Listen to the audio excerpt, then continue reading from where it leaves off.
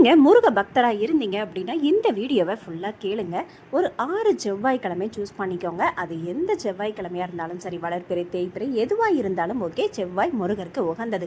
உங்களுக்கு ஏதேனும் ஒரு கஷ்டம் இருக்குது, அது சொல்லவே முடியாத அளவுக்கு அந்த கஷ்டம் இருக்குது. அது கடன் பிரச்சனையோ அல்லது கல்யாணம் ஆகலையோ அல்லது குழந்தை பாக்கியம் கிடைக்கலையோ, இப்படி எந்த ஒரு கவலையாக இருந்தாலும் சரிங்க, நான் சொல்கிற இந்த வேண்டுதலை நீங்கள் முருகருக்கு போய் செஞ்சுட்டு வாங்க. நிச்சயமாக உங்கள் வேண்டுதல் 6 வாரத்துக்குள்ளே கண்டிப்பாக நடந்துடும். அல்லது அதுக்குண்டான ஒரு அஸ்திவாரமாக ஒரு சில விஷயங்கள் கண்டிப்பாக நடக்குங்க. இதை நீங்கள் ட்ரை பண்ணி பாருங்கள்.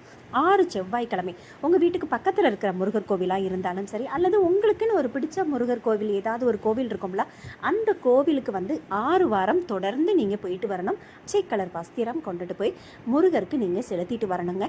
அதுவும் 6 வாரம் தொடர்ந்து கொடுக்கணும்.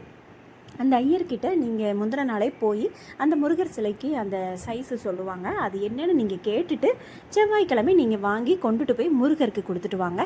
அது தொடர்ந்து 6 செவ்வாய்க்கிழமையும் அந்த வஸ்திரம் கொண்டுட்டு போய் கொடுக்கணும். அதோட பச்சை சாத்தி அலங்காரத்துக்காக பச்சை இலை அப்படின்னு சொல்லிட்டு பூ மார்க்கெட்டில் கேட்டு பாருங்கள், கண்டிப்பாக சொல்லுவாங்க. அதை வாங்கி நீங்கள் கோர்த்து அதை நீங்கள் முருகருக்கு கொண்டுட்டு போய் சேர்த்து அதோட கொடுத்துட்டு வாங்க. அது எனக்கு தெரியல அப்படின்னா மறிக்கொழுந்து நீங்கள் கொண்டுட்டு போய் கொடுத்துட்டு வாங்க. அதுவும் தெரியல அப்படின்னா ஓகே, செவ்வரளி மாலை தொடர்ந்து கொண்டுட்டு போய் 6 செவ்வாய்க்கிழமை நீங்கள் கொண்டுட்டு போய் கொடுத்துட்டு வாங்க. இப்படி 6 செவ்வாய்க்கிழமையும் 6 வஸ்திரம் நீங்கள் கொண்டுட்டு போய் முருகருக்கு தொடர்ந்து கொடுத்துட்டு வரணுங்க.